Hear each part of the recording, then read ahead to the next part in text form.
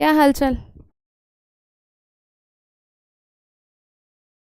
क्या हालचाल है तुम लोगों के? पढ़ाई लिखाई हो रही है कि बस मस्तियां करते रहते हो तुम लोग?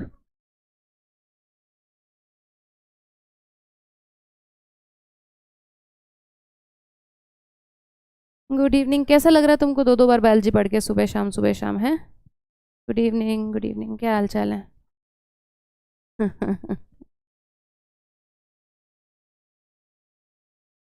मैंने अपने बैठने के लिए चेयर लगाई है साइड में कि मैं थक जाऊंगी तो मैं बैठ जाऊंगी, लेकिन भाई साहब कौन बैठा है यहाँ पे, दिखाऊं चेयर पे? ये कौन है? एक बार इधर आओ, इधर आओ, इधर आ जाओ। एक बार सबको दिखा दो, सबको दिखा दो, सबको दिखा दो। गुगड़ा बच्चा है, गुगड़ा बच्चा है। चलो। बहुत भारी हो गया भाई, ये बहुत भारी हो गया। बहुत मोटा हो गया ये। सही चल रहा है सब? आवाज़ वगैरह सही आ रही है? हाय। क्या हाल चाल बेटे? चलो। प्रणाम प्रणाम प्रणाम, सभी को प्रणाम, सभी को नमस्ते। देखा तुमने? भाई ये बहुत मोटा हो गया है। आज इसने एक सैंडविच खाया, सुबह सुबह कुछ नहीं खाया, सो गया, खाया ही नहीं। फिर उठा 1 बजे, ऐसे एसी के नीचे ऐसे पड़ रहता है, ऐसे दोनों हाथ ऊपर करके ऐसे पड़ रहता है। मैंने कहा भाई साहब खाना खा लो। तो ऐसे दिख दिख रहा है कि मैं नहीं खाऊंगा खाना। फिर मैंने 2 ब्रेड्स के बीच में इतना मोटा चीज़ का स्लाइस दिया इसको। फिर भाई साहब ने पहले एक ब्रेड खाया, फिर दूसरा ब्रेड खाया, फिर चीज़ खाया।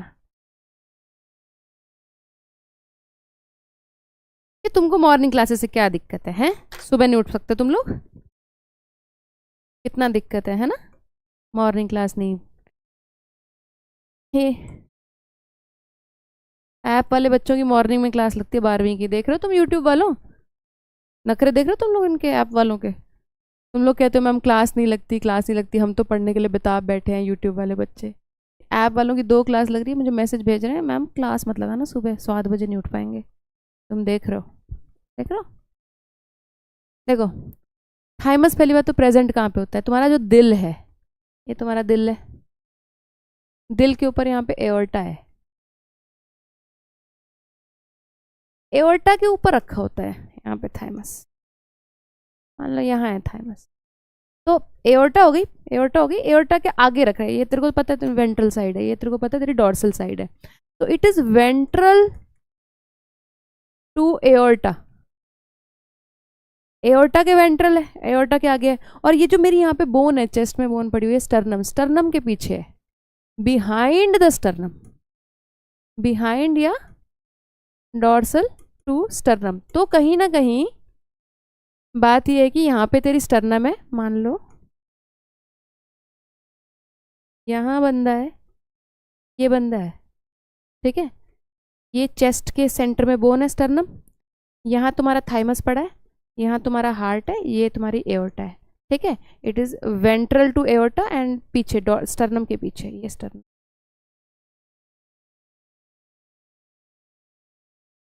पोजीशन समझ में आ गई? इसको थ्रोन ऑफ इम्यूनिटी भी बोलते हैं। पीनल ग्लैंड कर लेंगे, बट तेरे को क्या प्यार है यार पीनल ग्लैंड से? इसको थ्रोन ऑफ इम्यूनिटी भी बोलते हैं, थ्रोन ऑफ इम्यूनिटी बोलते हैं, क्योंकि ये इम्यून सिस्टम के लिए बहुत इंपॉर्टेंट होता है, ठीक है? अब मेरी बात सुनो, ये नोट हो गया? हम्म, ये नोट हो गया? अभिलाषा तूने बैकलॉग फिनिश कर लिया? ये बच्चे मुझे अच्छे लगते हैं, जो सीधा ये कहते हैं मैम मैंने फिनिश कर लिया। ये नहीं मैम कैसे फिनिश करूं, क्या फिनिश करूं, कैसे क्या होता है? क्लास लगाओ, फिनिश करो बैकलॉग, क्लास लगाओ। देखो मेरी बात सुनो, तुम्हारे सारे के सारे जो ब्लड सेल्स होते हैं ना, वो तुम्हारी बोन मैरो में बनते हैं। बोन मैरो कहाँ पे होता है? ये तुम्हारी बोन होती है, ये ऐसे बोन होती है, इसको लॉन्ग बोन बोलते हैं, लॉन्ग बोन, ठीक है? लॉन्ग बोन अंदर से खाली होती है, ऐसे खाली होती है, इसको जो जो स्पेस होता है उसको मेडुलरी कैविटी बोलते हैं। यहाँ पे जो स्पेस होता है, ये इसको मेडुलरी कैविटी बोलते हैं। तो मेडुलरी कैविटी में तुम्हारा, मेडुलरी कैविटी में तुम्हारा येलो बोन मैरो भरा होता है, यहाँ पे ऐसे। येलो बोन मैरो पड़ा होता है। येलो बोन मैरो ना ब्लड सेल नहीं बनाता, yellow bone marrow blood cell नहीं बनाता, ठीक है। येलो बोन मैरो ना रिजर्व टिश्यू होता है, अगर किसी का एक्सीडेंट हो जाए, बहुत ज़्यादा ब्लड लॉस हो जाए उसको, तब ये येलो बोन मैरो ये रेड बोन मैरो में कन्वर्ट हो सकता है, लेकिन ब्लड सेल्स हमेशा रेड बोन मैरो बनाता है। तो रेड बोन मैरो कहाँ पड़ा होता है?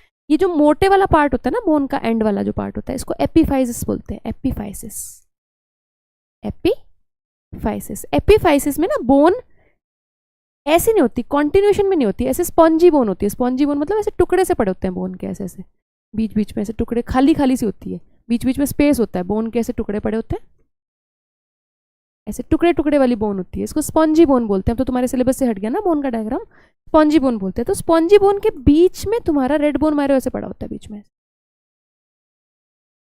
ऐसे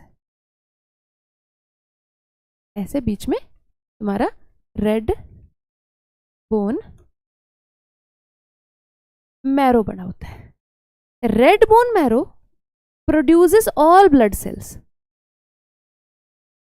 प्रोड्यूसेस ऑल ब्लड सेल्स, जिसमें आपके आरबीसी भी आ गए, आपके डब्ल्यूबीसी भी आ गए, आपके प्लेटलेट भी आ गए, सभी प्रकार के ब्लड सेल्स आपका रेड बोन मैरो प्रोड्यूस कर रहा है। अब क्या है, डब्ल्यूबीसी में एक स्पेशल प्रकार का डब्ल्यूबीसी होता है, lymphocyte, B lymphocyte and T lymphocyte. ये दो प्रकार के लिम्फोसाइट होते हैं, ये बहुत इंपॉर्टेंट होते हैं इम्यूनिटी में, तुम आगे सीखोगे। तो ये दो प्रकार के, ये डब्ल्यूबीसी का प्रकार है, बेसिकली ये डब्ल्यूबीसी के प्रकार है लिम्फोसाइट। तो बी लिम्फोसाइट भी यहाँ पे बनता है, लेकिन बी लिम्फोसाइट यहीं पे मैच्योर भी होता है, यहीं पे मैच्योर भी हो जाता है, बोन मैरो में ही मैच्योर हो जाता है। मैच्योर मतलब काम करने लायक हो जाता है, माइक्रोब्स को पकड़ने, ये हालांकि बी लिम्फोसाइट माइक्रोब्स को नहीं पकड़ता, एंटीबॉडी बनाता है, मैंने तुम लोगों को बताया था एंटीबॉडी बनाता है। तो बेसिकली ये एंटीबॉडी बनाने लायक हो जाता है। लेकिन जो टी लिम्फोसाइट होता है, इमेच्योर टी लिम्फोसाइट्स यहाँ से निकल जाते हैं, इमेच्योर टी लिम्फोसाइट्स निकल जाते हैं, ब्लड में जाते हैं, ब्लड में जाते हैं, ये इमेच्योर टी लिम्फोसाइट हो गए, ब्लड में जाते हैं, और ये जाते हैं फिर थाइमस में मैच्योर होने। थाइमस से एक हार्मोन निकलता है, एक्चुअली कपल ऑफ हार्मोन्स निकलते हैं, बहुत सारे हार्मोन्स निकलते हैं, जिनको हम थाइमोजेंस बोलते हैं, थाइमोजेंस बोलते हैं। थाइमोजेंस की हेल्प से टी लिम्फोसाइट्स यहाँ पे मैच्योर होते हैं, यहाँ पे मैच्योर होते हैं। तो टी लिम्फोसाइट की मैच्योरेशन में थाइमस का बहुत बड़ा रोल होता है। और जो अच्छे बच्चे हैं, जिन्होंने कभी मेरे से इम्यूनिटी पढ़ी हुई है, उनको ये पता है कि टी लिम्फोसाइट्स जो होते हैं, they give rise to something called cell mediated immunity, जिसको हम आगे पढ़ेंगे ह्यूमन हेल्थ एंड डिजीज में। तो अब मुझे ये पता चल गया कि मेरी सेल मीडिएटेड इम्यूनिटी को मेंटेन करने के लिए, टी लिम्फोसाइट्स को बनाने के लिए थाइमस का कितना इंपॉर्टेंट रोल है। अगर थाइमस नहीं होगा, थाइमोजिन्स नाम के हार्मोन्स नहीं होंगे, तो मेरे टी लिम्फोसाइट कभी भी मैच्योर नहीं होंगे।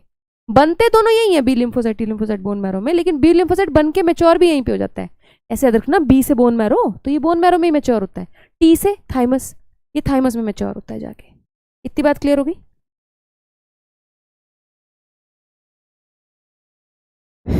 सही कह रहा है प्रणव, तो इतनी बात क्लियर होगी, जल्दी बोलो।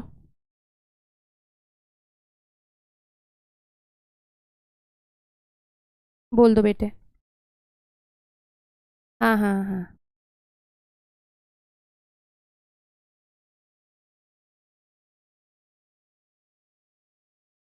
हाँ मीना, मैं बताती हूँ बेटा, टेटनी बताती हूँ मीना, रुक जा, बताती हूँ बेटा, नोट करो फिर इसको अगर होगी तो।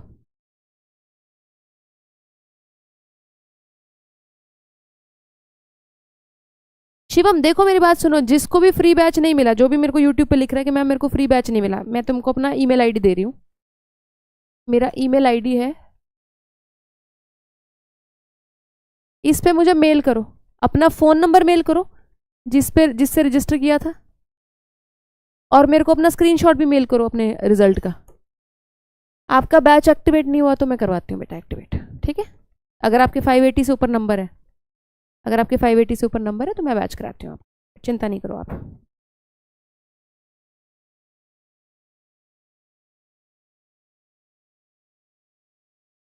जिंदगी ने जिंदगी भर गम दिए। अब मेरी बात आगे सुनो, अब मेरी बात आगे सुनो, इतनी बात अपने को हो गई है ना। अब हमें लगता है कि क्वेश्चन आएगा कि कौन से लिम्फोसाइट्स को बनाने में, मैच्योर करने में हमारा हेल्प होता है, तो हम बोलेंगे टी लिम्फोसाइट। लेकिन एक्चुअली में बी लिम्फोसाइट हो तो जाते हैं वहाँ पे मैच्योर। एक और चीज़ करते हैं थाइमोसिन्स, कहते हैं हम और भी क्रेडिट लेना चाहते हैं। थाइमोसिन्स जो होते हैं वो बी लिम्फोसाइट को मैच्योर नहीं करते, मैच्योर वो ऑलरेडी होके आते हैं, बी लिम्फोसाइट्स मैच्योर होके आते हैं, लेकिन ये हेल्प करेंगे मैच्योर बी लिम्फोसाइट्स को, help mature B lymphocyte to produce antibodies. Antibodies produce करने में बी लिम्फोसाइट्स की मदद करेंगे। Thymosins help in giving, B lymphocytes को पुश देंगे कि you can do it, you can do it, उनको प्यार करेंगे, उनको जो भी सपोर्ट चाहिए देंगे। तुम्हें नहीं जानना क्या करेंगे एग्जैक्टली, बस ये पढ़ना है, याद रखना है कि इनको हेल्प करते हैं, मैच्योर बी लिम्फोसाइट्स को एंटीबॉडीज प्रोड्यूस करने में हेल्प करते हैं।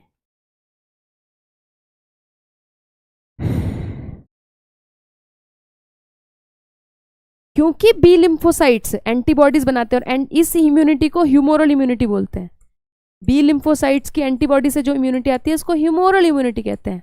तो इसलिए ह्यूमोरल इम्यूनिटी में भी थाइमोसिन्स का रोल है, because they will help mature B lymphocytes in producing antibodies.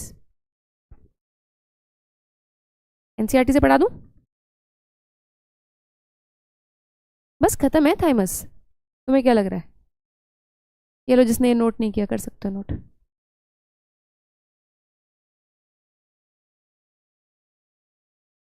चलो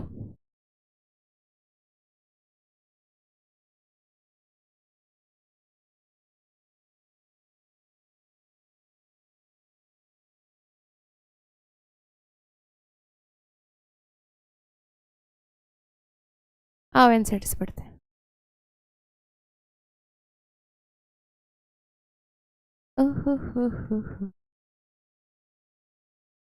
thymus, the thymus gland is a lobular structure, lobes होती हैं इसकी, ठीक है। आई थिंक इसकी भी 2 लोब्स होती हैं, बाइलोब्ड होता है शायद, ये भी चेक करना पड़ेगा, चेक कर लेते हैं। रुको, गूगल इसी दिन के लिए बेटे। How many lobes does thymus have?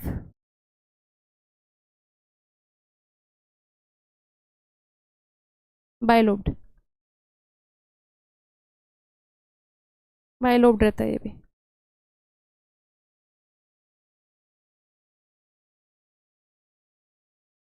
ठीक है। लोकेटेड बिटवीन लंग्स, लंग्स के बीच में, लंग्स के बीच में क्यों बेटा? क्योंकि लंग्स के बीच में ही हार्ट होता है ना, यहाँ पे हार्ट होता है, यहाँ पे एओर्टा होती है, तो एओर्टा के ऊपर रखा होता है, ये एओर्टा के वेंट्रल साइड पे रखा होता है ना। लोकेटेड, इसकी लोकेशन इंपॉर्टेंट है, located between lungs behind sternum, sternum के पीछे, on the ventral side of aorta, aorta के वेंट्रल साइड पे। तो स्टर्नम और एओर्टा के बीच में है, और लंग्स के सेंटर, लंग्स के सेंटर में, ठीक है, इन बिटवीन लंग्स है। Thymus plays a major role in development of immune system, immune system में इसका बहुत ज़्यादा हेल्प होता है, इसलिए इसको क्या बोलते हैं? थ्रोन ऑफ इम्यूनिटी बोलते हैं। अच्छा, इसकी बहुत खास बात है, देखो छोटा बच्चा ज़्यादा बीमार होता है, छोटे बच्चे को हम ज़्यादा बचा के रखते हैं ना, कि हमारा बच्चा बीमार हो जाएगा, नहीं नहीं हम सर्दियों में बाहर नहीं निकालते, क्योंकि छोटे बच्चे की इम्यूनिटी कम होती है। एक जवान इंसान की इम्यूनिटी अच्छी खासी होती है। अब जैसे तुम बड़े हो गए, 18-19 साल के हो गए, अब नहीं तुम्हारी मम्मी कहती ना हाय हाय, मतलब मम्मियाँ तो हमेशा ही कहती हैं, लेकिन छोटे बच्चों की ज़्यादा प्रोटेक्शन करती हैं। एक 20 साल के बच्चे की थोड़ी कम प्रोटेक्शन करनी पड़ती है, क्योंकि उसकी इम्यूनिटी अच्छी होती है। देन बूढ़े लोगों की ज़्यादा प्रोटेक्शन करनी पड़ती है। बूढ़े बंदे को इतना बचाया जाता है, अरे अरे ठंड लग जाएगी, नहीं उठा दो, ये बीमार हो जाएंगे, क्योंकि उनकी भी इम्यूनिटी कम होती है। तो जो हमारा थाइमस है ना, उसका साइज घटना शुरू हो जाता है एज के साथ, ठीक है, इसीलिए इम्यून सिस्टम वीक पड़ता जाता है बूढ़े लोगों में। This gland secretes the peptide hormones called thymosin. ये जो केमिकल नेचर है, पेप्टाइड पेप्टाइड, ये सब लर्न करना है, करेंगे लास्ट में। Thymosins play a major role in the differentiation of T lymphocytes. Differentiation का मतलब यहाँ पे मैच्योरेशन ही है, maturation of T lymphocytes, which provide cell mediated immunity.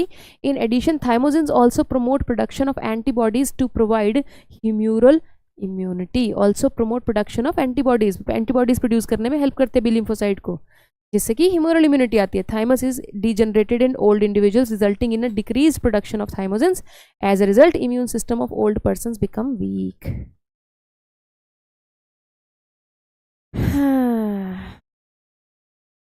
किस किस को थाइमस क्लियर है? किस किस को थाइमस क्लियर है?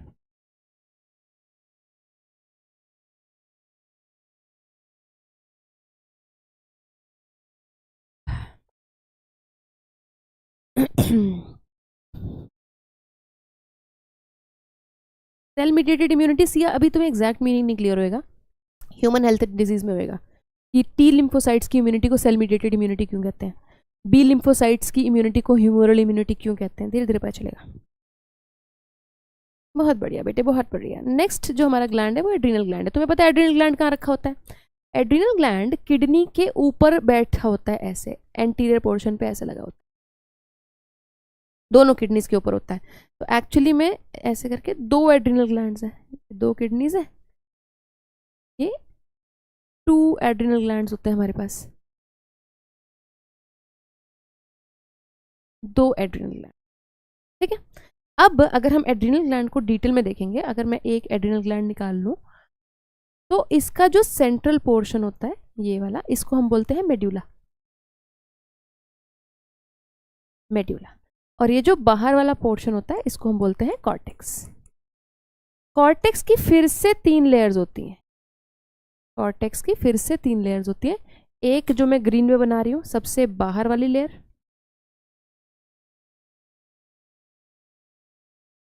ठीक है, फिर उससे अंदर वाली लेयर जो कि मैं ऑरेंज में बनाती हूँ, तो भारत का झंडा ना बना दूं मैं,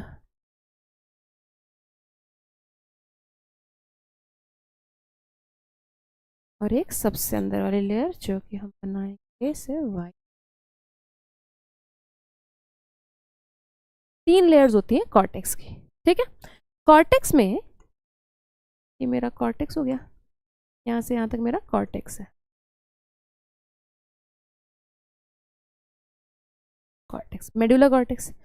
तुमने किडनी वाले चैप्टर में पढ़ा है जीएफआर, जीएफआर पढ़ा है, ग्लोमेरुलर फिल्ट्रेशन रेट, जीएफआर पढ़ा है। तो इसको जीएफआर से याद करना है, इसकी चारों इसको जीएफआर से याद करना है। इसको ले लेते हैं जोना, जोना मतलब जोन, ग्लोमेरुलोजा, मेरुरोजा, ठीक है।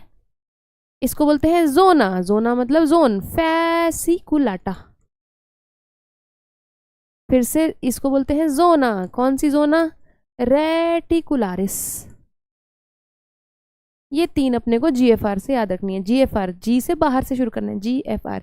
सुप्रारीनल, सुप्रारीनल मतलब yes, suprarenal means top of, renal, renal मतलब किडनी, किडनी के ऊपर।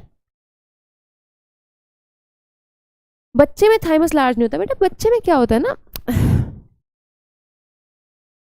बच्चे की एक्चुअली प्रॉब्लम थाइमस की नहीं होती, बच्चे का इम्यून सिस्टम भी पूरा डेवलप नहीं होता, धीरे धीरे धीरे धीरे डेवलप होता है, सारा ही कुछ वीक होता है बच्चे का। तो बच्चे के सारे ही हॉर्मोन्स कम होते हैं।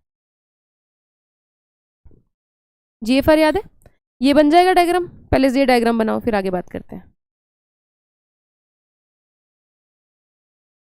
मेरा मोटू कुत्ता सोएगा, मेरा मोटू कुत्ता सोएगा, मोटू कुत्ता सोता है यहाँ पे।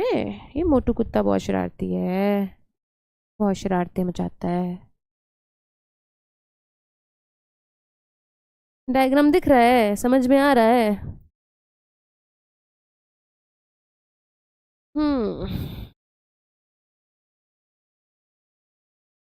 सच में ये पता नहीं कौन सा तिरंगा बना दिया मैंने।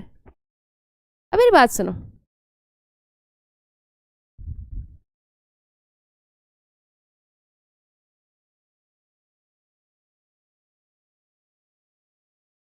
अब मेरी बात सुनो। मेड्यूला और कॉर्टेक्स के होते हैं बहुत ज़्यादा अलग फंक्शंस, तो आपने कभी भी कंफ्यूज नहीं करना है, ठीक है। मेड्यूला और कॉर्टेक्स को आपने कभी भी कंफ्यूज नहीं करना, ध्यान से बात सुननी है मेरी।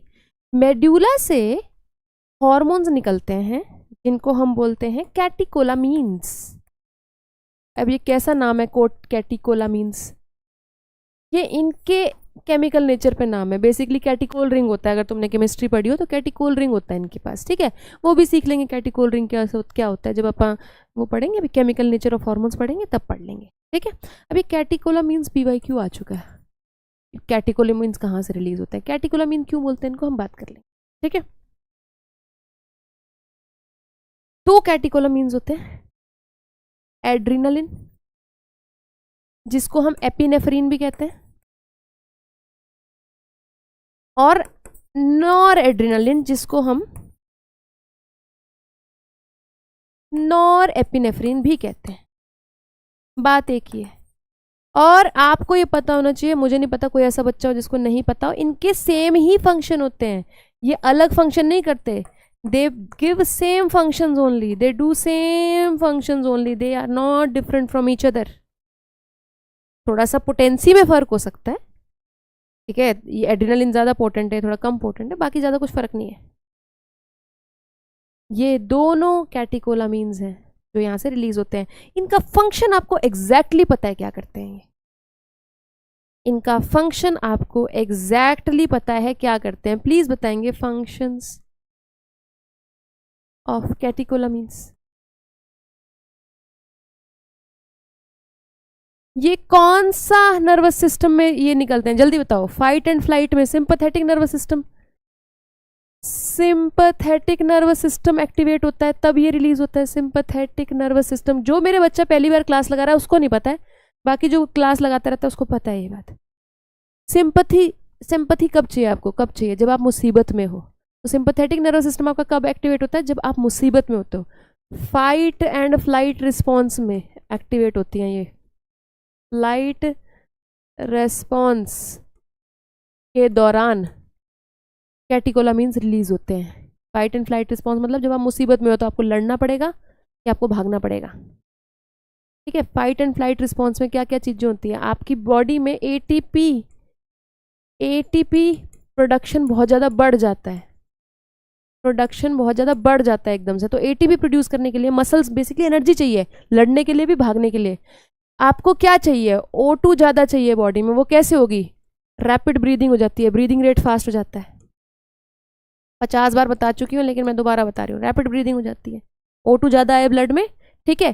देन वो O2 ब्लड में चलेगी, अब ब्लड से पूरी बॉडी में वो ब्लड जल्दी पहुंचना चाहिए, तो उससे क्या होगा, हार्ट बीट फास्ट हो जाती है ताकि तेजी से ब्लड पूरी बॉडी में पहुंच सके ये O2 लेके एटीपी बनाने के लिए, ठीक है। और क्या होगा, हार्ट बीट फास्ट होगी, देन हर हार्ट बीट में ज़्यादा ब्लड जाना चाहिए, स्ट्रोक वॉल्यूम बढ़ जाता है। स्ट्रोक वॉल्यूम क्या है, एक बार की पंपिंग में आपका वेंट्रिकल कितना ब्लड फेंक रहा है बॉडी में, 70 ml फेंकता है। स्ट्रोक वॉल्यूम बढ़ जाती है, हार्ट बीट बढ़ गई। जो अच्छा बच्चा है उसको पता है कि कार्डियक आउटपुट भी बढ़ जाता है। कार्डियक आउटपुट क्या होता है, कार्डियक आउटपुट क्या होता है, 1 मिनट में हार्ट कितना ब्लड पंप कर रहा है बॉडी में ऑक्सीजनेटेड, कैसे निकालता है उसको, heart beat into stroke volume, दोनों बढ़ गया, हार्ट बीट भी बढ़ गई, स्ट्रोक वॉल्यूम भी बढ़ गया, तो कार्डियक आउटपुट भी तो बढ़ेगा। कार्डियक आउटपुट बढ़ जाता है, रैपिड ब्रीदिंग हो जाती है, और क्या हो जाता है, पल्स रेट बढ़ जाता है, हार्ट बीट बढ़ती है तो पल्स रेट बढ़ जाता है। और क्या होता है इसमें, इंक्रीज्ड अलर्टनेस। तो अच्छा एक और चीज़, पहले तो हम एटीपी प्रोडक्शन की बात कर रहे थे, एटीपी प्रोडक्शन से रिलेटेड पॉइंट्स है ना ये सारे। एटीपी ज़्यादा प्रोड्यूस करना, क्योंकि एटीपी कैसे बनता है, ग्लूकोज प्लस ऑक्सीजन एटीपी बना रहा है, तो पहले तो ऑक्सीजन बढ़ाओ बॉडी में, फिर ग्लूकोज भी बढ़ाओ।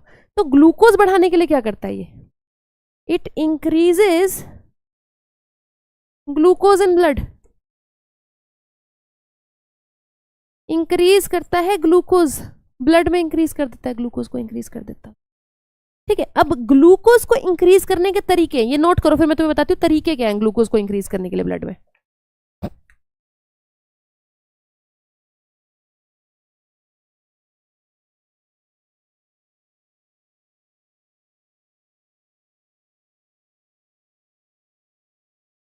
बीपी बढ़ जाएगा, बिल्कुल सुरभि, बिल्कुल बढ़ जाएगा, बीपी बढ़ जाएगा, क्योंकि बीपी बढ़ाता है एड्रेनालिन, ब्लड प्रेशर बढ़ाता है, क्योंकि ब्लड वेसल्स को कंस्ट्रिक्ट करता है। मैं बताती हूँ ग्लूकोज कैसे इंक्रीज करता है ब्लड में, नोटेड, नोटेड। अब देखो ग्लूकोज को, how it increases glucose in blood, देखो कुछ ट्रिक होती है बेटे, ग्लूकोज ब्लड में इंक्रीज हो उसके लिए कुछ ट्रिक है, आपको आज सीखनी है ये और जिंदगी भर याद रखनी है। पहली ट्रिक होती है, आपका लिवर जो है, आपका लिवर जो है ग्लूकोज को स्टोर करता है, ऐसे ग्लूकोज की चेन बना के स्टोर करता है। ये चेन सीधी सीधी नहीं होती, ब्रांच्ड भी होती है चेन, ऐसे आप बायोमोलिक्यूल में पढ़ोगे, ब्रांच भी होती है ये, इसको बोलते हैं ग्लाइकोजन। चेन जो ग्लूकोज का स्ट्रक्चर, इसको ग्लाइकोजन बोलते हैं। इसको ब्रेक डाउन कराता है और ब्लड में ग्लूकोज लेके आता है, ब्लड में ग्लूकोज, इंडिविजुअल ग्लूकोज लेके आता है। इसको क्या बोलते हैं, ग्लाइकोजन के ब्रेक डाउन को ग्लाइकोजेनोलाइसिस, ग्लाइकोजन का ब्रेक डाउन, लाइसिस मतलब ब्रेक डाउन। तो पहला काम ये जो करता है ग्लाइकोजेनोलाइसिस करता है। दूसरा काम ये क्या करता है, सेल्स से प्रोटीन्स निकालता है। यहाँ इधर इस साइड लिख देती हूँ, इधर देखो, सेल से प्रोटीन्स निकालता है, प्रोटीन्स को अमाइनो एसिड में तोड़ता है, अमाइनो एसिड में तोड़ता है, ये अमाइनो एसिड को लिवर में भेजता है, फिर से लिवर में भेजता है, अमाइनो एसिड को लिवर में भेजता है, और लिवर में इन अमाइनो एसिड से ग्लूकोज बना देता है, इन अमाइनो एसिड से ग्लूकोज बना देता है। इवन फैट्स से लिवर में ले जाके ग्लूकोज बनाता है। आपको पता है प्रोटीन से भी ग्लूकोज बन सकता है, बहुत अजीब बात है ये, फैट से भी ग्लूकोज बन सकता है, और फिर ये ग्लूकोज बना के ब्लड में रिलीज करा देता है। इस प्रोसेस का बहुत इंपॉर्टेंट नाम है, जब आप नए नए सोर्सेज से ग्लूकोज बनाओ, देखो ये कार्बोहाइड्रेट भी नहीं है तो ये न्यू सोर्स है ग्लूकोज का, ये तो कार्बोहाइड्रेट भी नहीं है, न्यू सोर्स है। जैसे ये न्यू सोर्स नहीं है तो ग्लाइकोजन तो एक कार्बोहाइड्रेट है, ग्लूकोज ही है, ग्लूकोज को तोड़, ग्लूकोज की चेन है, तोड़ दिया, ग्लूकोज बन गया, निकल गया। प्रोटीन में तो कोई ग्लूकोज नहीं है, उसको तो बनाना पड़ेगा। फैट में तो कोई ग्लूकोज नहीं है। इस प्रोसेस को बोलते हैं ग्लूको नियो नया जेनेसिस, ग्लूकोनियोजेनेसिस। नए सोर्सेस से जब ग्लूकोज बनने लगे, ग्लूकोनियोजेनेसिस। तो ये तीन तरीके से, पहला, दूसरा और तीसरा, ये तीन तरीके से ग्लूकोज बना के ब्लड ग्लूकोज इंक्रीज करता है। क्यों? ताकि ब्लड ग्लूकोज जल्दी जल्दी फिर सेल्स में जाए और वहां पे एटीपी बनाए टूट के।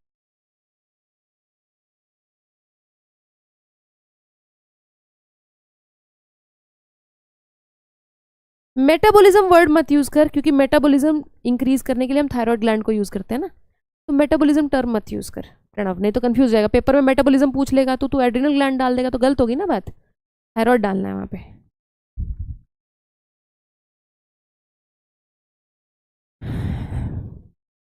नोट कर नोट कर नोट कर।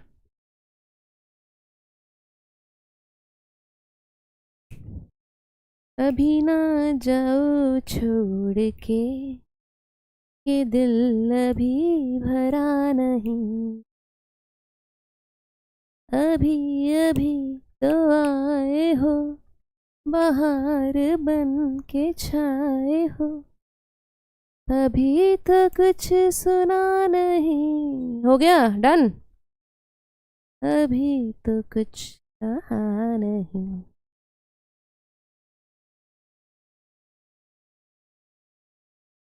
कैटिकोलामिन का मतलब एड्रेनलिन, नॉर एड्रेनलिन, ठीक है। इतनी बात समझ में आ गई। अब इसको जरा एनसीईआरटी से पढ़ लेते हैं पहले, आ जाओ। अच्छा नहीं नहीं नहीं नहीं, इसके कुछ फंक्शंस रह गए। और क्या करता है ये? और भी तो कुछ करता है ये सारी चीजें करता है, ये सारी चीजें करता है। और बीपी बढ़ा देता है, ब्लड प्रेशर बढ़ा देता है, वो तो अपने को समझ में आता है, ताकि ब्लड तेजी से मूव करे। और इंक्रीज्ड अलर्टनेस, आपने देखा है जब आप डरे होते हो तो आप ज़्यादा अलर्ट होते हो, जब आप आराम से खाना पीना खा रहे हो, मजे कर रहे हो, सुस्त हो जाते हो, उसको बोलते हैं पैरासिम्पैथेटिक नर्वस सिस्टम एक्टिवेट हो गया आपका।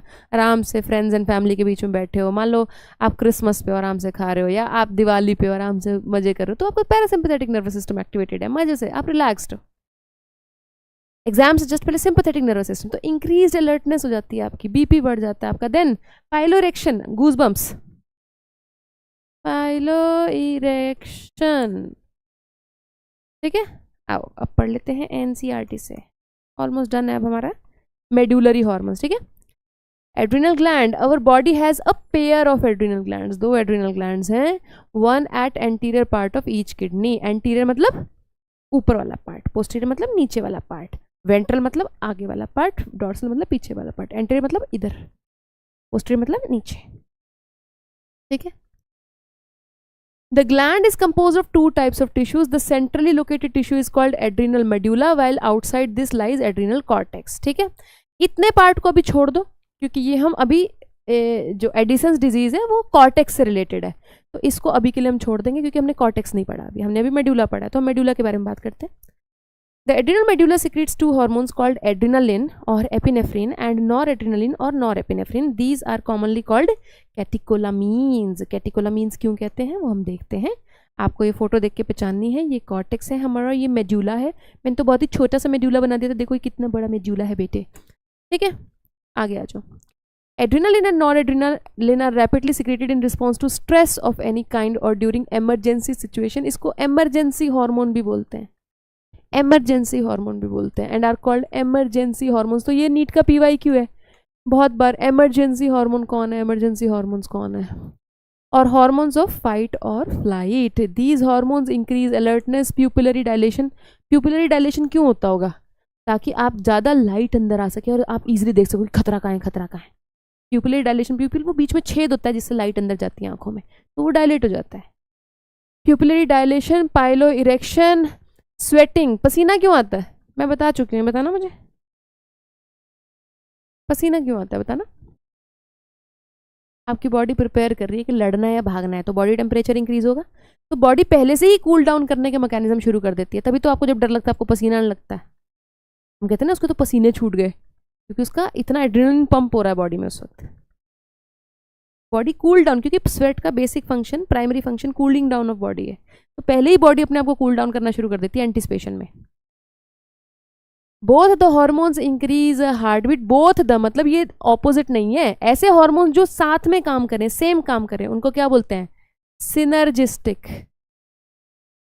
जो ऑपोजिट काम करें उनको बोलते हैं एंटागोनिस्टिक। जैसे PTH और ये कैल्सिटोनिन, ये एंटागोनिस्टिक थे। पैराथॉर्मोन और कैल्सिटोनिन अलग एंटागोनिस्टिक थे, क्योंकि वो ब्लड कैल्शियम लेवल को ऑपोजिट डायरेक्शन में मूव करा रहे थे। ठीक है, ये सिनर्जिस्टिक है दोनों हॉर्मोन्स। ठीक है, both hormones increase the heart beat, the strength of heart contraction. Heart contraction अगर ज़्यादा होगा तो स्ट्रोक वॉल्यूम ज़्यादा होगी। ठीक है, रेट ऑफ रेस्पिरेशन बढ़ जाएगा, रेट ऑफ ब्रीदिंग बढ़ जाएगा, है ना।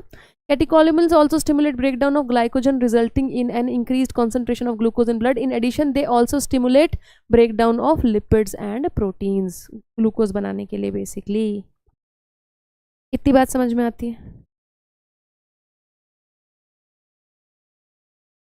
जिस जिसको समझ में आती है कमेंट सेक्शन में लिखेंगे कि मैम समझ में आती है, ये बात तो हमको समझ में आती है। क्यों जी?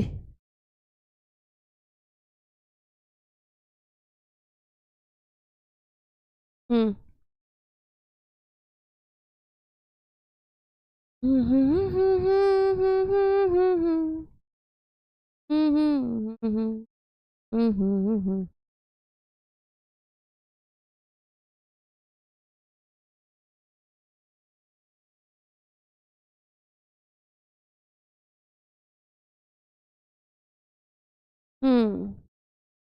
बोल अनुष्का। बढ़िया है सब जिंदगी में, चलो आगे। क्या बोलते हो? कॉर्टेक्स पढ़ें?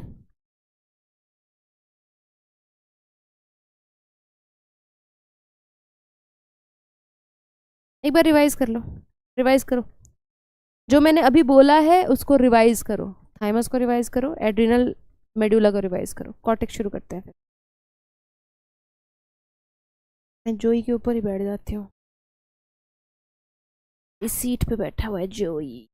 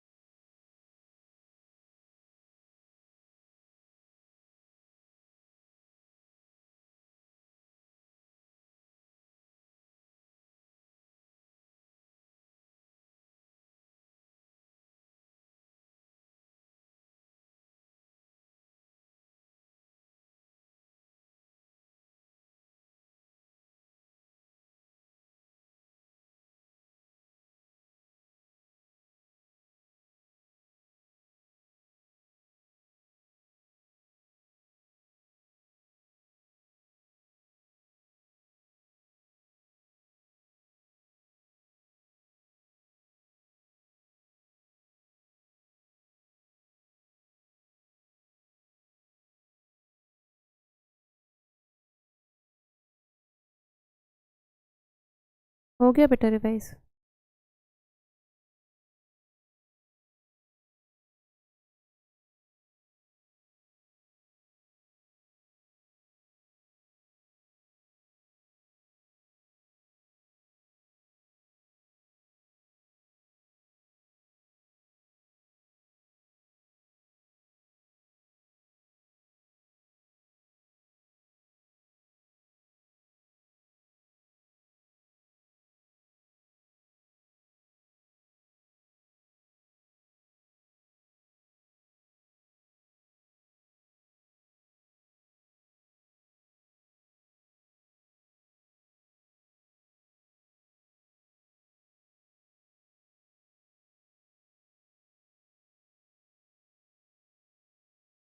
चलेंगे। हम्म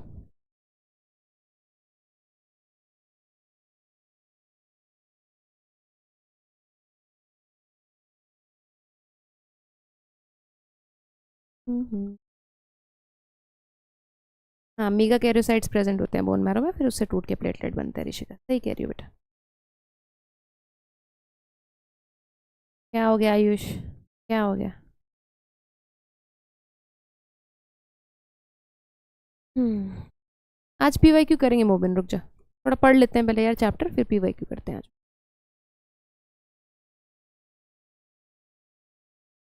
अब अपने को कॉर्टेक्स पे चलना है, ठीक है?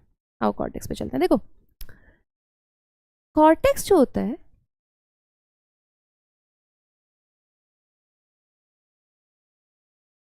GFR, GFR, ऊपर वाली जोन कौन सी है? Glomerulosa, glomerulosa. ये कौन सी है? फैसिकुलाटा। ये कौन सी है? रेटिकुलारिस। ये याद हो गई? तीन उसके नाम याद हो गए? बोलो। अच्छा मेरी बात सुन लो। हाँ ठीक है, रैंक 1 को इस बार भी कॉल कर दूंगी। पिछली बार मनलीन का था रैंक 1, अपनी टेस्ट में कॉल किया था मैंने उसको। और बोलो, मैं फर्स्ट 3 रैंक्स को कॉल करूंगी, तुम रैंक 1 को छोड़ो। मैं रैंक तीनों रैंक्स को कॉल करूंगी, ठीक है? अभी तुम्हारे इस हफ्ते 2 टेस्ट आ रहे हैं, सैटरडे संडे को। एक तो तुम्हारा ये टेस्ट आ रहा है, ये चैप्टर खत्म हो जाएगा, ठीक है? यूनिट टेस्ट इसका बन चुका है, रेडी थोड़ा होने को थोड़ा सा रहता है, मैंने क्वेश्चंस बनाने, हो जाएगा इसका टेस्ट, ठीक है? ऐप पे। और जेनेटिक्स तुम लोगों की सुबह मुझे लगता है इस हफ्ते में ख़त्म होनी चाहिए जेनेटिक्स। आज मंडे है, इनहेरिटेंस ऑफ 2 जीन हो गया हमारा, है ना? अगर हम सैटरडे तक कॉन्टिन्यूस क्लास लगाएंगे तो ख़त्म हो जाएगी हमारी जेनेटिक्स। संडे को टेस्ट दे दूंगी उसका। तो संडे को ऐसा भी हो सकता है तुम्हें 2 टेस्ट देने पड़े। प्रिपेयर्ड रहो, बाद में नहीं रोना।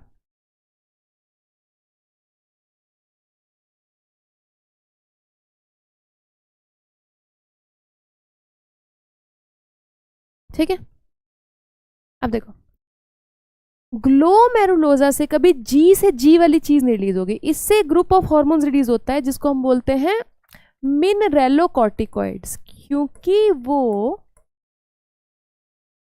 बॉडी में मिनरल्स का लेवल चेंज करते हैं। और आप इस मिनरेलोकॉर्टिकॉइड के जो प्राइम एग्जाम्पल है उसको बहुत अच्छे से जानते हो, एल्डोस्टेरॉन। हम कहते हैं ना एड्रीनल ग्लैंड से एल्डोस्टेरॉन रिलीज होता है, तो बेटा वो यहां से रिलीज हो रहा है। जी से जी कभी नहीं रिलीज होगा, जी से जी कभी रिलीज नहीं होगा, मतलब यहाँ पे एक जी रिलीज होना है, ग्लूकोकॉर्टिकॉइड्स। तो कभी भी ग्लोमेरुलोसा से ग्लूकोकॉर्टिकॉइड नहीं रिलीज होगा, ध्यान रखना, ग्लूकोकॉर्टिकॉइड्स, जिसका प्राइम एग्जांपल है कॉर्टिसोल, कॉर्टिसोल। और रेटिकुलारिस से होगा आपका सेक्स हार्मोन्स रिलीज होते हैं। सेक्स हार्मोन्स की जगह अगर कोई अच्छा टर्म दिया हुआ एनसीईआरटी में तो देख लेते हैं, एंड्रोजेनिक स्टीरॉइड्स लिखा है। कौन सी होते हैं ये? Androgenic steroids. एंड्रो मतलब मेल, मेल चीज़ें, एंड्रोजेनिक स्टीरॉइड्स मतलब बेसिकली थोड़ा सा टेस्टोस्टेरॉन जैसा हार्मोन रिलीज होता है यहाँ पे, एंड्रोजन रिलीज होता है, बेसिकली एंड्रोजन रिलीज होते हैं। एंड्रोजन क्या होते हैं? मेल सेक्स हार्मोन्स, एंड्रोजन्स, जिसका प्राइम एग्जांपल टेस्टोस्टेरॉन है। अरे ये मेल्स फीमेल्स दोनों में रिलीज होते हैं। अब तुम कहोगे मैम फीमेल्स में क्या कर रहा है टेस्टोस्टेरॉन? बेटा थोड़ा सा टेस्टोस्टेरॉन फीमेल्स में होता है। एक्सियल हेयर, जो एक्सियल पोजीशन होती है ना बॉडी की, एक्सियल पोजीशन क्या होती है? ये बंदे की बाजू है ना? बंदे बंदियों दोनों में यहाँ पे हेयर होते हैं ना, यहाँ पे दोनों में हेयर होते हैं ना, तो इसको एक्सियल हेयर बोलते हैं। एक्सियल हेयर की डेवलपमेंट इन्हीं की वजह से होती है, ये जो एंड्रोजेनिक स्टेरॉइड्स होते हैं। देन जो आपका प्यूबिक हेयर होता है, प्यूबिक हेयर होता है वो जो है एंड्रोजेनिक स्टेरॉइड्स होता है। और देखती हूँ मैं एनसीईआरटी में कुछ दिया हुआ है, pubic hair, facial hair, pubic hair, यहाँ पे हेयर होता है दोनों, बोथ सेक्सेस में होता है। प्यूबिक हेयर भी इसी की वजह से डेवलप होता है। एंड मेल्स में तो फेशियल हेयर भी रहता है ना, यहाँ पे दाढ़ी मूछ भी रहता है, ठीक है? ये बंदे के लिप्स है, यहाँ पे फेशियल हेयर, ये भी इसी की वजह से डेवलप होता है। फीमेल्स में नहीं होता है क्योंकि हमारे अंदर ये वाला जो ये इसके लेवल्स बहुत कम होते हैं, और वैसे भी हमारी बॉडी इसको एस्ट्रोजन वगैरह में कन्वर्ट कर देती है, तो हमारी बॉडी में ज़्यादा होते नहीं। मेल्स की बॉडी में ही ज़्यादा काम करते हैं ये एक्सियल हेयर, प्यूबिक हेयर और फेशियल हेयर बनाने के लिए। नहीं बेटा, यही सेक्स हार्मोन है, एंड्रोजन ही सेक्स हार्मोन्स है प्रणव। तो ये तो ज़्यादा ज़्यादा इंपॉर्टेंट है नहीं, सीधी सी बात है। सबसे अंदर वाले सेक्स हार्मोन्स रिलीज कर रहा है रेटिकुलरिस, ठीक है, मेल सेक्स हार्मोन्स रिलीज कर रहा है जो कि ये सारी चीज़ें कर रहे हैं, ठीक है। ये इंपॉर्टेंट है, जिनमें से एक आपको बहुत अच्छी तरीके से आता है। एल्डोस्टेरोन किस किस को आता है? हाँ बेटा अभिलाषा, कभी कभी फीमेल्स में हार्मोनल इम्बैलेंस की वजह से फीमेल्स में भी फेशियल हेयर आने लगते हैं। अब मुझे बताओ, एल्डोस्टेरोन कोई ऐसा बच्चा है जिसको फंक्शन नहीं पता? अभी हमने किडनी वाला चैप्टर किया है। मिनरलोकॉर्टिकॉइड मिनरल बैलेंस बनाता है। ये क्या करता है? हमारे नेफ्रॉन पे जाता है। ये कब रिलीज होता है? आपको पता है, जब बॉडी में पानी की कमी हो जाती है, ठीक है, जब लेस वाटर हो जाता है बॉडी में, तो क्या होता है? ये रिलीज होता है। ये रिलीज होके कहाँ जाता है? डीसीटी पे जाता है, back portion of the nephron पे जाता है।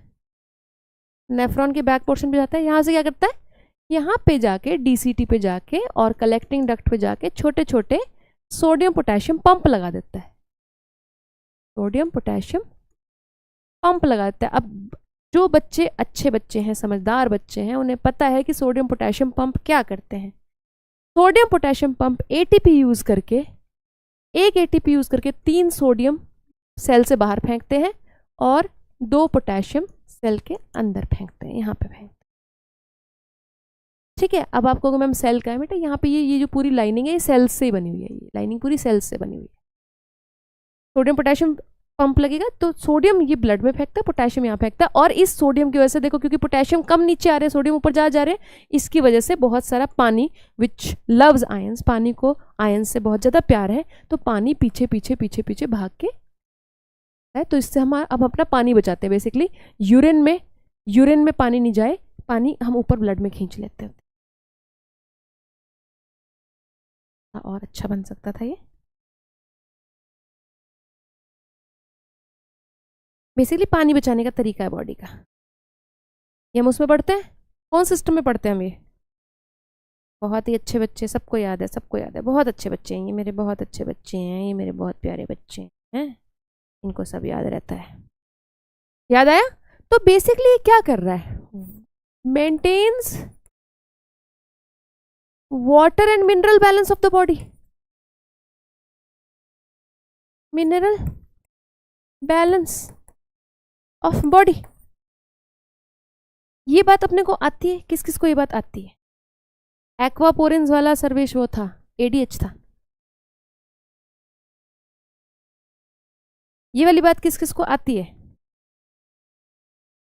तमनुजा मैम, स्कूल होता है मॉर्निंग में, तो भाई अरे यार स्कूल जाते जाते देख ले, तू 6-7 बजे थोड़ी भी क्लासेस लगनी शुरू हो जाती हैं, 8 साढ़े 8 तक ही तो क्लास लगती होगी, देख ले फोन में क्लास मेरी।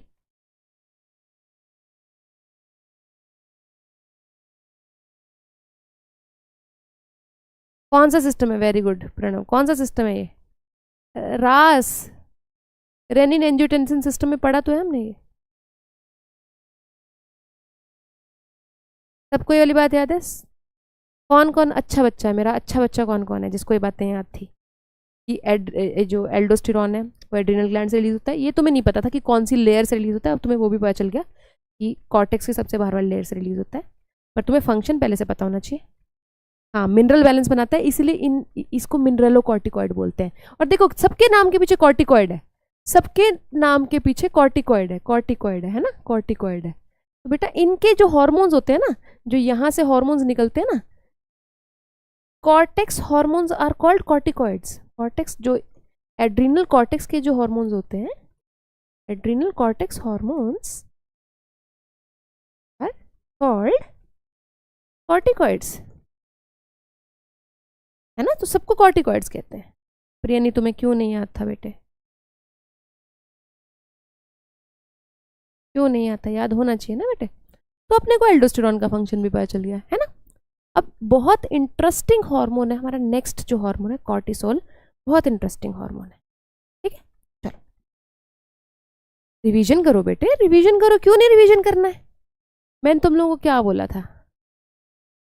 जो तुम्हारा 360 आउट ऑफ 360 का टारगेट है, या तुम्हें अच्छे नंबर लेने हैं, तुम्हें नीट क्रैक करना है, तुम्हें स्कूल में अच्छा करना है, तुम्हें कहीं भी अच्छा करना है, मैंने तुम्हें क्या बोला था? एक ही तरीका है उसका, पढ़ाने की गारंटी मेरी है, क्वेश्चंस की गारंटी मेरी है, टाइम पे सिलेबस कराने की गारंटी मेरी है, मुझे रिवीजन चाहिए तुम लोगों से।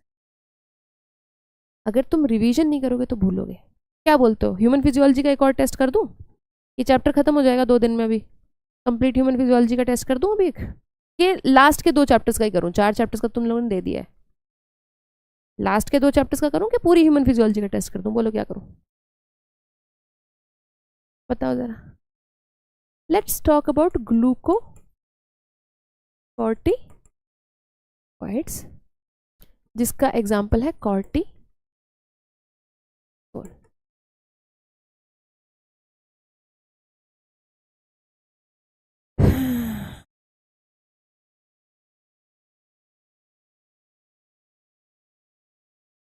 चलो पोल करवाऊंगी तुम्हारा, पहले तुम वो टेलीग्राम ग्रुप ज्वाइन कर लो जो सिर्फ बैच के बच्चों के लिए, वो ज्वाइन कर लो, फिर तुम्हारा पोल कराऊंगी कैसे करना है, ठीक है? अब सुनो क्या करते हैं। ग्लूकोकॉर्टिकॉइड्स में कॉर्टिसोल, इसका एक बहुत इंपॉर्टेंट फंक्शन है कॉर्टिसोल। इसका नाम देखो, ग्लूकोकॉर्टिकॉइड, मतलब ये ग्लूकोज लेवल के साथ पंगे ले रहा है। It increases glucose level in body. Body मतलब ब्लड की बात हो रही है, blood not body, in blood. It increases glucose level in blood. और इसकी सेम हरकतें हैं जो अभी हमने देखा था एड्रीनलिन वाले की हरकतें। क्या? लिवर में गए, ग्लाइकोजन पड़ा था यहाँ पे, ग्लाइकोजन को ब्रेक डाउन किया, ब्लड में ग्लूकोज डाला। क्या बोलते हैं इसको, बताना। अब तुम्हें आता है, ग्लाइकोजेनोलाइसिस। ग्लाइकोजेनोलाइसिस कराता है ये। देन प्रोटीन्स को तोड़ा, अमाइनो एसिड बनाए, उसको लिवर में लेके गए, उसका ग्लूकोज बना दिया, और फिर ये ग्लूकोज ब्लड में रिलीज कर दिया। फैट को तोड़ा, ग्लूकोज बना दिया, इसमें रिलीज कर दिया। इसको क्या बोलते हैं? ग्लूकोनियोजेनेसिस। नॉन कार्बोहाइड्रेट सोर्स से जब आप ग्लूकोज बनाते हो, ग्लूकोनियोजेनेसिस। सेम फंक्शन, इसकी सेम हरकत है, सेम हरकत है। अमाइनो एसिड कहता है कि मैं सेल में वापस चल जाऊं। देखो प्रोटीन कैसे बनते हैं, सेल के अंदर प्रोटीन बनते हैं, अमाइनो एसिड सेल के अंदर जाके अमाइनो एसिड ऐसे जुड़ जुड़ के प्रोटीन बनाते हैं, ऐसे प्रोटीन बनाते हैं। तो ये वापस सेल के अंदर जाके प्रोटीन ना बना ले, इसको भी रोकता है ये। It stops cellular uptake of amino acid. Amino acid का सेलुलर अपटेक ही रोक देता है कि भाई सेल्स को कहता है कि तुम अमाइनो एसिड ले ही नहीं सकते, क्योंकि तुम अमाइनो एसिड ले लोगे तुम तो प्रोटीन बना लोगे, हमें प्रोटीन चाहिए नहीं। प्रोटीन को भी तोड़ के ग्लूकोज बना देता है अमाइनो एसिड का। कह रहा है नहीं, सिर्फ ग्लूकोज बनेगा, कोई प्रोटीन नहीं बनेगा। It stops cellular uptake of amino acid. Cells को लेने नहीं देता अमाइनो एसिड, नहीं तो प्रोटीन बना लेगा, नीचे ले जाके ग्लूकोज बना के पूरा ब्लड में ग्लूकोज ही ग्लूकोज भर देता है। बेटा कंफ्यूज क्या होना है, एड्रिनलिन और कॉर्टिसोल एग्जैक्टली सेम चीज करते हैं ग्लूकोज के लिए। They increase the glucose level of the body of the blood, and same procedure में करते हैं अभिलाषा, सेम प्रोसीजर में करते हैं, कोई डिफरेंस ही नहीं है कॉर्टिसोल और एड्रिनलिन के ग्लूकोज वाले फंक्शन में। इनफैक्ट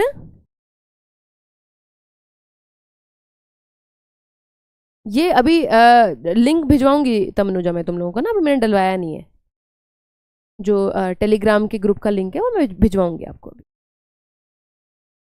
सेम चीज करता है बेटा, सेम चीज करता है, ठीक है? इनफैक्ट अगर आपका लो कॉर्टिसोल लेवल हो जाए बॉडी में, तो सोचो क्या होएगा, लो ब्लड ग्लूकोज हो जाती है। लो ब्लड ग्लूकोज से क्या होगा, आपको एक्सट्रीम फटीग आएगी, एक्सट्रीम फटीग आएगी, क्योंकि आपके पास आपको लगेगा मेरे पास एनर्जी नहीं है, क्योंकि आपके ब्लड में ग्लूकोज का लेवल बहुत कम हो जाता है अगर कॉर्टिसोल लेवल कम हो जाए। इसको एक डिजीज बोलते हैं, इसको बोलते हैं एडिसन्स डिजीज, एडिसन्स डिजीज।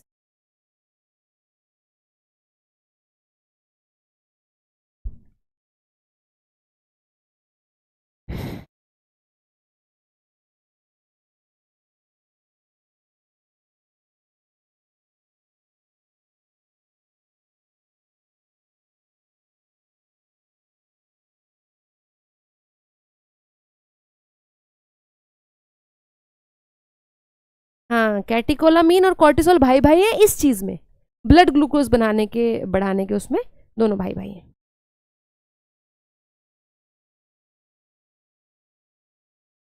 ये वाली बात समझ में आई है? एडिसन्स डिजीज क्या होती है? Edison's disease. और क्या काम करता है तेरा? और क्या काम करता है? कॉर्टिसोल एक तो ग्लूकोज के लिए पंगे लेता है, पूरी जान निछावर कर देता है कि ग्लूकोज ज़्यादा करना है, चाहे प्रोटीन तोड़ना पड़े, चाहे फैट तोड़ना पड़े, चाहे ग्लाइकोजन तोड़ना पड़े, सब तोड़ दूंगा लेकिन ग्लूकोज ज़्यादा कर दूंगा। और अगर कॉर्टिसोल कम हो बॉडी में तो एडिसन्स डिजीज हो जाती है। ठीक है। देन नेक्स्ट चीज जो वो करता है, बड़ी अजीब सी चीज करता है, it suppresses functions of WBC. Functions of डब्ल्यूबीसीज। तो इससे क्या होता है, क्योंकि डब्ल्यूबीसी ही इन्फ्लामेशन का कारण है, आपको पता होना चाहिए, आपकी जो इन्फ्लामेशन है, सूजन है, वो डब्ल्यूबीसीज की वजह से ही आती है। ठीक है। बेसोफिल एक डब्ल्यूबीसी होता है, एक केमिकल रिलीज करता है। बेसोफिल आगे जाके मास्ट सेल बनता है, एक्चुअली बेसोफिल मास्ट सेल बनता है आगे जाके, it's a type of WBC, जो कि एक केमिकल रिलीज करता है हिस्टामीन। हिस्टामीन, हिस्टामीन की वजह से इन्फ्लामेशन आती है आपकी बॉडी में। इन्फ्लामेटरी रिएक्शन जो है, इन्फ्लामेशन जो है, हिस्टामीन की वजह से आती है। अब ये सारे डब्ल्यूबीसीज का फंक्शन जो है सप्रेस कर देता है, तो ये इम्यूनिटी को भी कम करता है और ये सप्रेसेस इन्फ्लामेशन भी कर देता है, सप्रेसेस इन्फ्लामेशन। अब तुम्हें पता है कॉर्टिसोल हमारी बॉडी में तब रिलीज होता है जब हम एक्सेस स्ट्रेस में होते हैं। मान लो आप एक टॉक्सिक रिलेशनशिप में हो, ठीक है, निब्बा निब्बी रिलेशनशिप में, आपका बॉयफ्रेंड आपको पीटता है, ठीक है, या आपसे गंदी तरीके से बात करता है, आप इतने स्ट्रेस में हो तो आपका कॉर्टिसोल लेवल बढ़ जाता है। या आपके अपने पेरेंट्स के साथ रिलेशनशिप अच्छे नहीं है, ठीक है, कॉन्टिन्यूसली टॉक्सिक बिहेवियर है, ठीक है, अब किसी की भी गलती हो सकती है, कुछ भी, बट टॉक्सिसिटी है, तो आपका कॉर्टिसोल बढ़ जाता है। और स्ट्रेस सिर्फ मेंटल नहीं है, फिजिकल स्ट्रेस भी हो सकता है। मान लो आप बहुत ज़्यादा ठंड में, एक्सट्रीम ठंड में चले गए, आपकी बॉडी कंट्रोल नहीं कर पा रही, आपने ठीक से कपड़े नहीं पहने, तो आपका कॉर्टिसोल लेवल बढ़ जाएगा। It is any kind of stress, physical stress, mental stress में कॉर्टिसोल बढ़ जाता है। ठीक है, इसलिए इसको स्ट्रेस हार्मोन भी कहते हैं, स्ट्रेस हार्मोन भी कहते हैं, इमरजेंसी हार्मोन नहीं। इमरजेंसी इज एक बार इमरजेंसी आई चली गई, जैसे आप ट्रक के आगे आने वाले थे, एकदम से इमरजेंसी आई, तब एड्रेनालिन रिलीज होता है। So emergency is short lived, stress is long, लंबे टाइम तक अगर कोई बंदा रहता है, प्रॉब्लम में रहता है, तो उसको स्ट्रेस बोल देते हैं। जैसे अभी आप एग्जाम के प्रेशर में स्ट्रेस आ सकता है आपको, तो कॉर्टिसोल लेवल बढ़ जाएगा।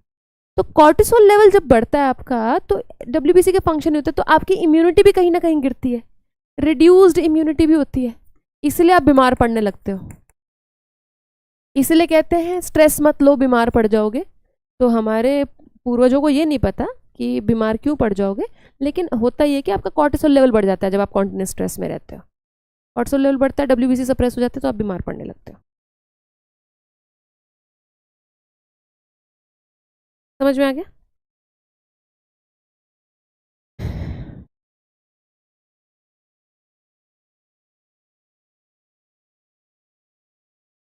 क्या लिखी जा रही है शिखा? क्या लिखी जा रही है बेटे? ठीक है, जो इसको स्ट्रेस हार्मोन बोलते हैं, stress is for long term. ठीक है, इमरजेंसी हार्मोन है एकदम से इमरजेंसी आई, एकदम से खत्म हो गया। ठीक है, अच्छा, और क्या फंक्शन है इसका? ये आरबीसी प्रोडक्शन में हेल्प करता है, हेल्प्स इन आरबीसी प्रोडक्शन। इसमें मैं कुछ एक्सप्लेन नहीं कर सकती, जैसे थायराइड में कुछ एक्सप्लेन नहीं कर सकते, थायराइड भी आरबीसी प्रोडक्शन में हेल्प करता है, ये भी आरबीसी प्रोडक्शन में हेल्प करता है, दोनों आरबीसी प्रोडक्शन में हेल्प करते हैं। और चौथा, ये किडनी और कार्डियोवास्कुलर फंक्शंस को मेंटेन करता है। मेंटेन या इन्फ्लुएंस, क्या लिखा है एनसीईआरटी में term? Maintains the cardiovascular system, maintains. अब इसमें भी मेरे पास कुछ नहीं है बोलने के लिए, करता है तो करता है, वैस्कुलर सिस्टम उसकी सही फंक्शनिंग में थोड़ा हेल्प कर देता है, एंड किडनी फंक्शंस। तो ये बेसिक आपके 4 फंक्शंस हैं जिसको ये पंगे लेता है। ग्लूकोज से पंगे लेता है, ग्लूकोज से पंगे लेता है, ग्लूकोज को बढ़ाने की कोशिश करता है, चाहे कुछ भी हो जाए। ठीक है, हर तरीके से, 3 तरीकों से, ग्लाइकोजन तोड़ता है, फैट तोड़ता है, प्रोटीन तोड़ता है, अमाइनो एसिड की अपटेक बंद कर देता होता है। ठीक है, देन दूसरा डब्ल्यूबीसी का फंक्शन सप्रेस कर देता है, जिससे बीमारियां भी होती हैं और इन्फ्लामेशन भी कम होती है बॉडी में। तीसरा, आरबीसी प्रोडक्शन बढ़ा देता है। चौथा, कार्डियोवास्कुलर फंक्शन और किडनी फंक्शन को मेंटेन करता है। समझ में आया?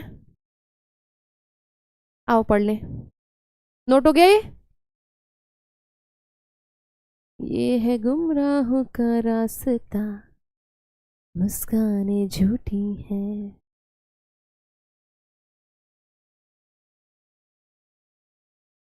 क्या लिख रहे हो? किसी को समझ में आया?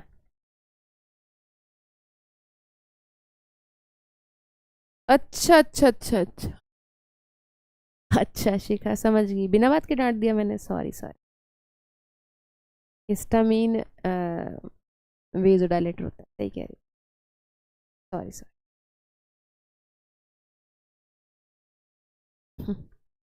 हाँ पढ़े। कभी कभी मैं बच्चों को बिना बात के डांट देती हूँ, यूट्यूब वाले बच्चों को भी कह रही हूँ, कभी कभी तुम लोगों को बिना बात के डांट पड़ जाती है, तो मैं एक यूनिवर्सल माफ़ी मांगना चाहूँगी, जिनको मैं पहले डांट चुकी हूँ और जिनको मैं आगे डांटूंगी, सबके साथ पहले ही माफ़ी मांग लेती हूँ। Sorry to all.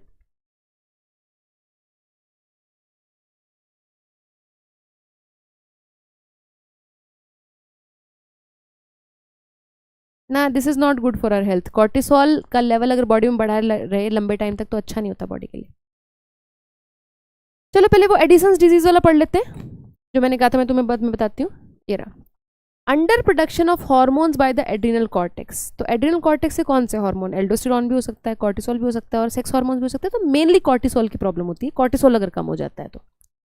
Alters the carbohydrate metabolism, क्योंकि सिर्फ कॉर्टिसोल ही कार्बोहाइड्रेट मेटाबॉलिज्म के साथ अटैच्ड है ना, causing acute weakness and fatigue, ठीक है, leading to a disease called Addison's disease. Acute का एक मीनिंग पूछ रहा है बच्चा, बताना यार कमेंट सेक्शन में एक्यूट का मीनिंग क्या होता है। कभी कभी मैं लिखती हूँ, सोचती हूँ और फिर भूल जाती हूँ। एक्यूट का मीनिंग क्या होता है?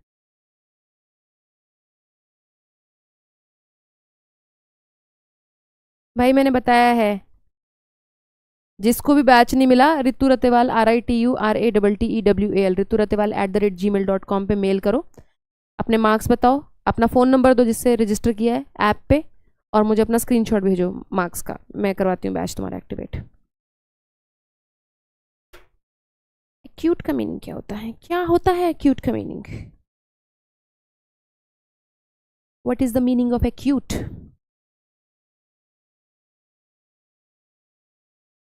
Very serious, becomes very dangerous very quickly, तीव्र, खतरनाक और जल्दी, कुछ ऐसा मीनिंग है। ठीक है जी, एडिसन्स डिजीज हो जाएगी, कोई दिक्कत तो नहीं है। चलो अब एड्रिनल कॉर्टेक्स को खत्म करें। Adrenal cortex can be divided into 3 layers called zona reticularis, जो कि सबसे अंदर है, फिर फैसिकुलाटा जो मिडल लेयर है, एंड जोना ग्लोमेरुलोसा। सुनो, अपने लिए नहीं पढ़ रही हूँ एनसीईआरटी, तुम्हारे लिए पढ़ रही हूँ, जो पढ़ाया है उसको रिवाइज कर लो, ठीक है। तुम्हें क्या लग रहा है, मुझे बहुत शौक है एनसीईआरटी पढ़ने का, पहले लिखने का बोर्ड पे, फिर बताने का, फिर समझाने का, फिर एनसीईआरटी पढ़ाने का, फिर क्वेश्चन कराने का। तुम्हें क्या लग रहा है बेटे, कितना शौक है मेरे को? किसके लिए हो रहा है ये सब, किसके लिए हो रहा है? हमारे लिए हो रहा है। तो एनसीईआरटी ध्यान से पढ़ो, जो पढ़ाया है ध्यान से पढ़ो, क्योंकि क्वेश्चन तो एनसीईआरटी की लाइन से आएगा ना, क्वेश्चन तो एनसीईआरटी की लाइन से आएगा, मैं कितना भी समझा लूँ एनसीईआरटी की लाइन पूछ लेगा वो।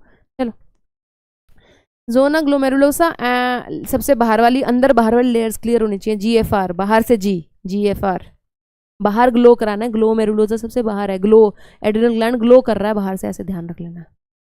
Adrenal cortex secretes many hormones commonly called as corticoids. The corticoids which are involved in carbohydrate metabolism are called glucocorticoids. In our body, cortisol is the main glucocorticoid. Corticoids which regulate the balance of water and electrolytes in our body are called mineralocorticoids. Aldosterone is the main mineralocorticoid in our body. Eh? नहीं नहीं नहीं नहीं नहीं, NCERT थी और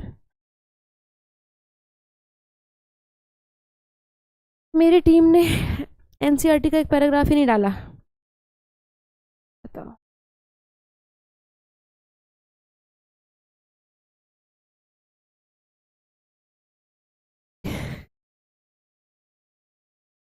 NCERT के paragraph पढ़ लो तो। मेरी टीम ने डाला नहीं, मैं तुम्हें एनसीईआरटी से पढ़ा देती हूँ। लैग आ रही है, क्या हुआ माही, लैग आ रही है? यूट्यूब वाले बच्चों लैग आ रही है क्या तुम्हें भी? कोई लैग नहीं है। आओ थोड़ा पीवाईक्यू करते हैं, एक बार एनसीईआरटी से पढ़ लो तो यार, मेरी टीम ने एक पूरा पैराग्राफ ही छोड़ दिया एनसीईआरटी का ना।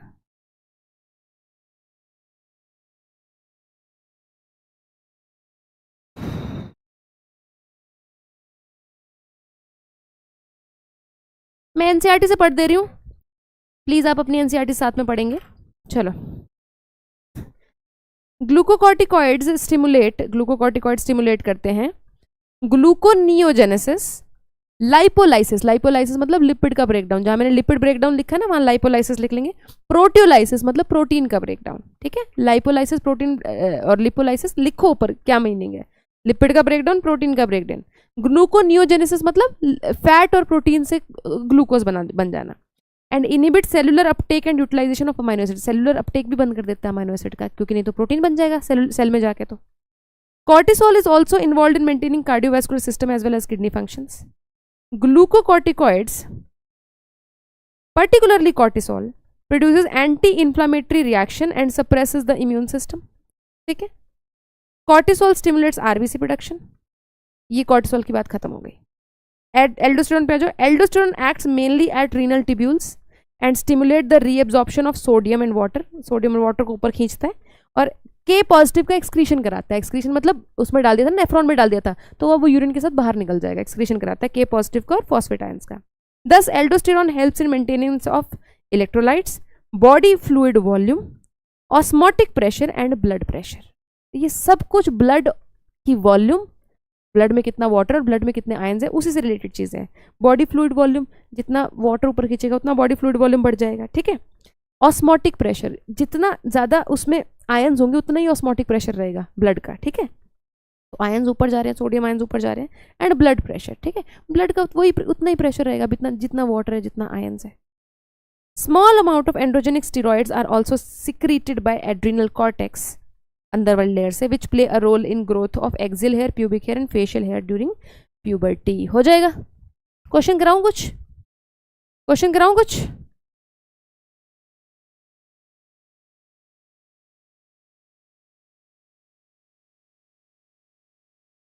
आओ थोड़े क्वेश्चन करते हैं।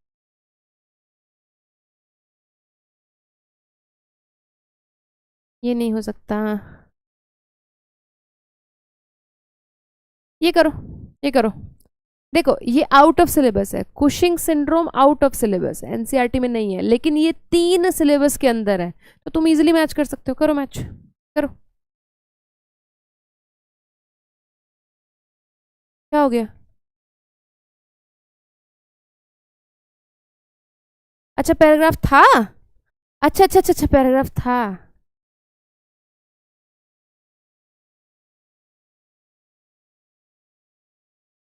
Thank you Devansh. क्या हो गया? अच्छा पीछे था, अच्छा ठीक है, सॉरी सॉरी, कोई बात नहीं, कोई बात नहीं। चलो करो करो।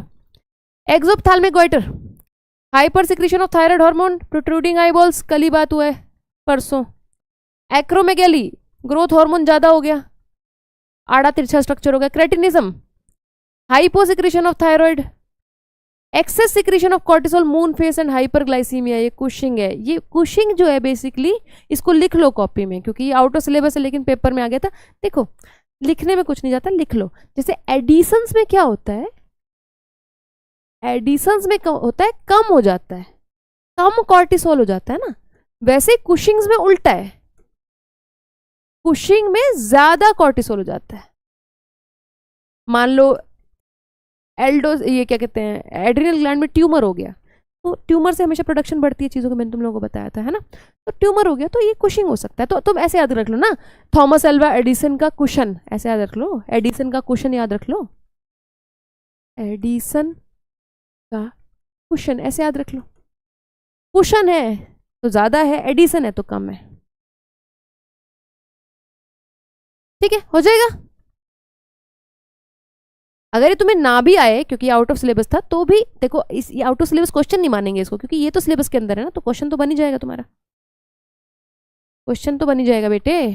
आ जाओ, ये नहीं अभी आपने करा है, ये करो, करो।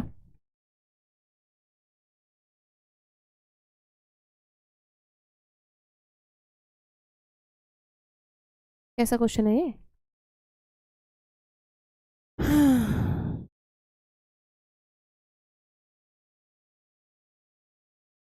which of the following is not under control of thyroid hormone? करो।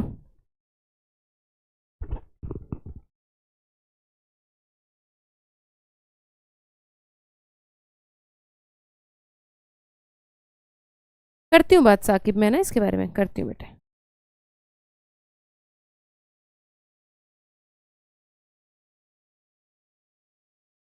करती हूँ बेटे। देखो, maintenance of water and electrolyte balance करता है ना, अपन एक सेंटेंस पढ़ा हुआ है उसमें थायराइड में। बीएमआर तो करता ही है। ये करता है आपका पीनियल वाला मिलाटोनिन, तो ये नहीं होएगा, ठीक है। सपोर्ट द आरबीसी प्रोडक्शन ये भी करता है, ये पक्का हमारी एनसीईआरटी की लाइंस है। डेवलपमेंट ऑफ इम्यून सिस्टम ये लाइन नहीं है। इम्यून सिस्टम के डेवलपमेंट आपका पीनियल ग्लैंड में दिया हुआ है, मेलाटोनिन में दिया हुआ है, आई थिंक मैं चेक कर लेती हूँ। पीनियल ग्लैंड में दिया हुआ है डेवलपमेंट ऑफ इम्यून सिस्टम का एज अवर डिफेंस कैपेबिलिटी, ठीक है। एंड इम्यून सिस्टम हमारा थाइमस और पीनियल ग्लैंड दोनों करते हैं, ये भी करता है एंड इवन हमारा थाइमस भी करता है इम्यून सिस्टम का। ये लाइन किस में दी हुई है ना, थाइमस में ही दी हुई है ये लाइन थाइमस में दी हुई है।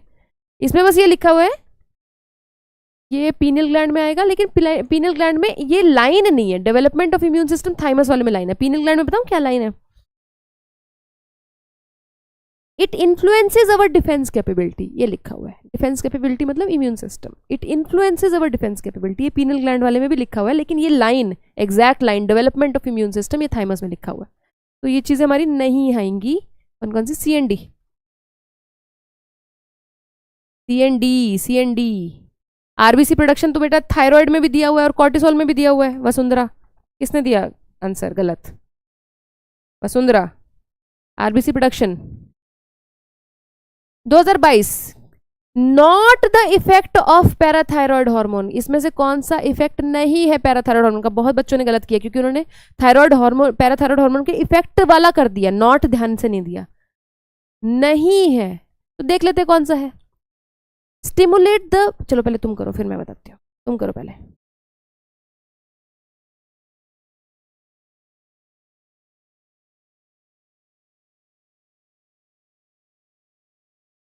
मिल रहे हैं सौम्या, बिल्कुल मिल रहे हैं आपके मैसेज।